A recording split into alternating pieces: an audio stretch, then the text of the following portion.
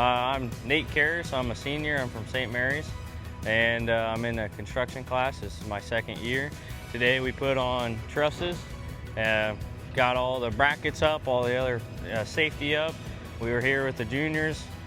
They came this morning, helped, and watched us put on the trusses, and now we're going to start putting 4x8 OSB up and start sheeting the whole thing. So far we've got all the sheeting on, we've got side paper on, and got every interior wall laid out. And after we get all sheeting done, we'll paper the entire roof, start laying shingles, and we'll go in and start doing all interior work as of drywall and ceilings. We've done 40 homes we've built at TriStar. This is our 41st, and as we go along this year, we just want to show you the progress as the school year goes on.